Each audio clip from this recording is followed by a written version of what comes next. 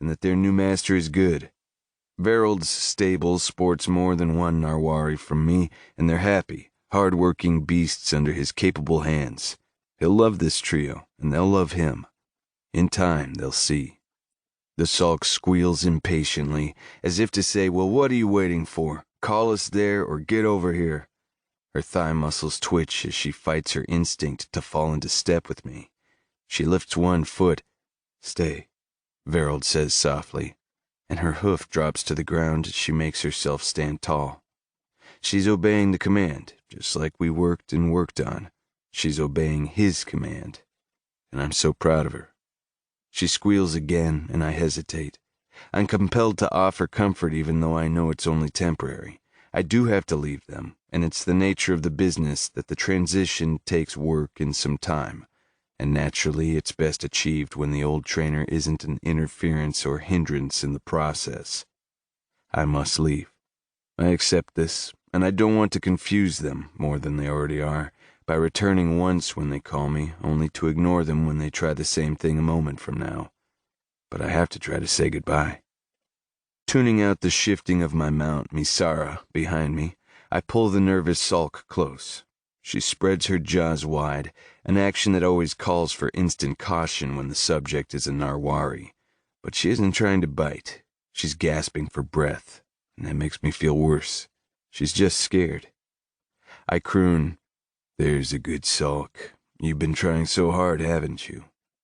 Her short tail, with 3/4 of its length being flesh wrapped tightly around bone, and 1/4 being stiff, bristled hairs, bears wary watching as it whips back and forth unhappily.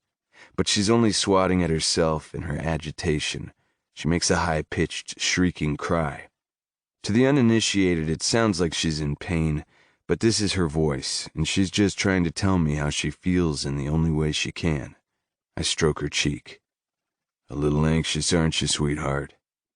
Her vocalization turns to a reedy squeal, and she presses her flat-planed cheek deeper into my palm, her eyes worried, her ears curled so hard atop her head they're overlapping.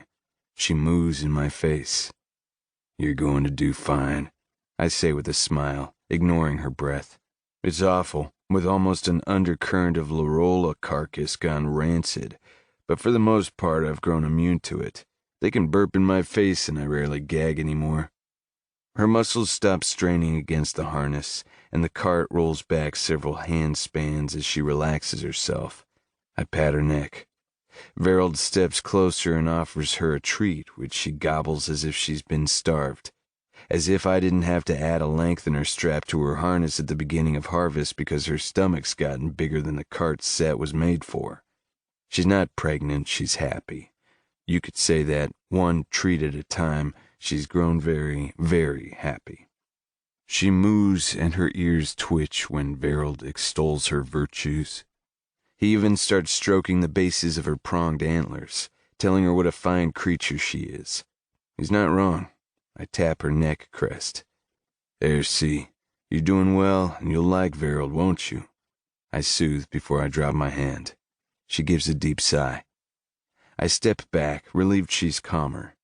Unfortunately, her crying has set off my ride Misara, or maybe it's my attention paid to the other female, but Misara begins high-stepping and dancing in place as I attempt to mount up. I suffer her attitude as I win my seat, twitching the reins back and forth, making her work herself in place until she gets bored, loses interest in wreaking havoc, and relaxes some.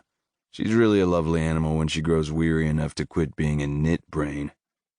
Do you recall how I said that with most Narwari you reap what you sow? I sowed nothing but spoiled peevishness with this one.